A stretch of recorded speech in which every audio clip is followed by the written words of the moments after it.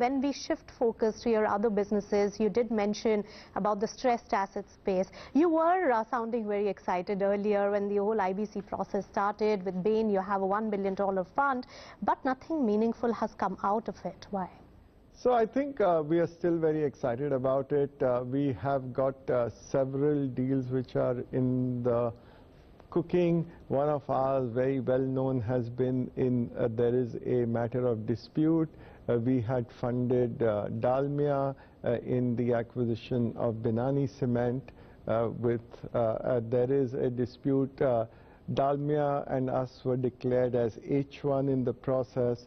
It was challenged by Ultratech.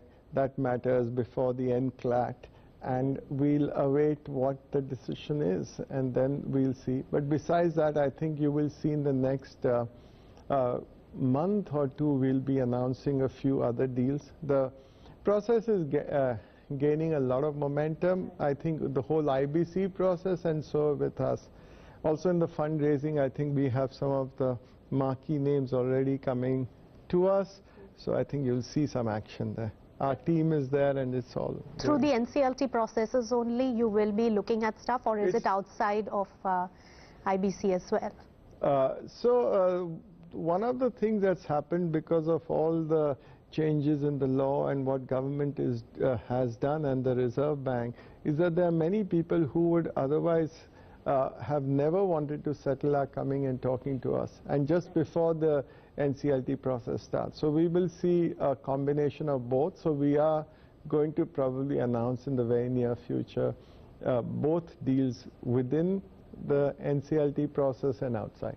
Which are the sectors in this area which are attractive for you? We're looking at several sectors, but some of the sectors that we've looked at, of course, cement with this whole thing in Dalmia. We're looking at steel, we're looking at power, we're looking at chemicals, pharmaceuticals, auto ancillaries. These are some of those that we are. All right, and when we talk about the new platform on renewable side that you are now looking to create, tell us more about this. And you have made some investments in the renewable space in Acme Solar as well as in Renew. So all that is going to come under this platform? So no, what we are saying is that people, just like Renew and all that, these are large companies which have a large asset base. Right. But there are many companies which have had a smaller asset base as well. As I look at it, the whole scenario is changing, and there is going to be, as you grow bigger in size, you're going to get advantages.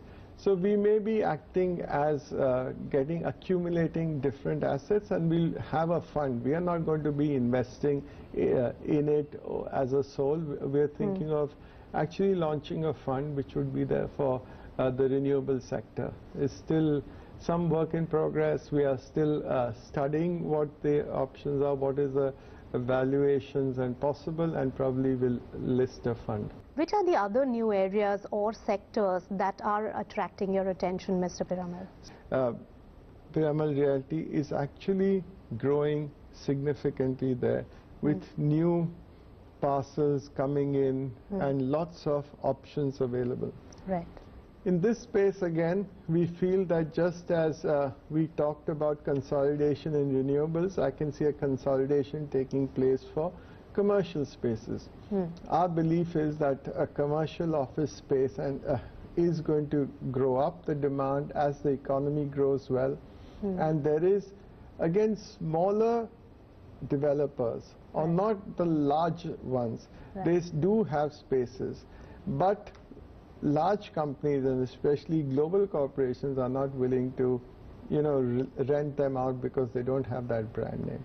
But if we can do again, collection of all these and brand it in Piramal's name, and maintain it well and continue to improve on the facilities, I think that's, say, another opportunity. Mr. Piramal, you have also invested in the past to make hefty returns. You did that in Vodafone.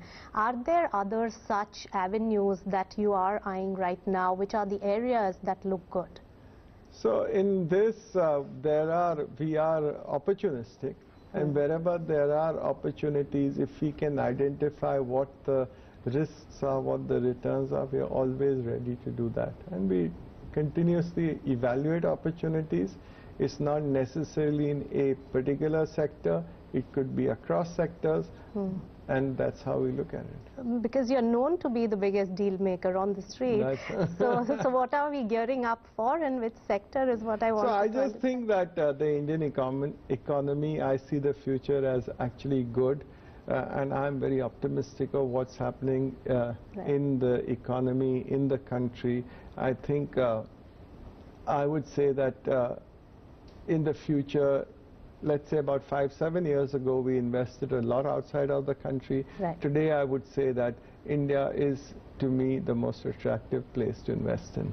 When we talk about the entire Piramal Group, it's in a way a conglomerate with so many sectors under one umbrella. How do you see the succession plan for the group? So the succession plan, I think, first of all, if you see in the group, it's a conglomerate. We have businesses both in India and outside of India. And we have a very high quality mix of talent, which is both from India, outside of India. Many of them have worked with us for many, many years. And these are, we believe, the best in class. I still believe that with the family owning such a substantial amount, and that's where you call skin in the game. And if you call of ESOPs, we have the largest ESOPs amongst the family. I think I'm fortunate that both my son, my daughter are both interested in business. I think I just realized a very interesting thing, that we have 6 people in the business, if you count my wife, my son, my daughter, her husband, and my wife's fiance. All of them are MBAs either from Harvard or Stanford. So that's a good record. So hopefully some of these people will take up the future.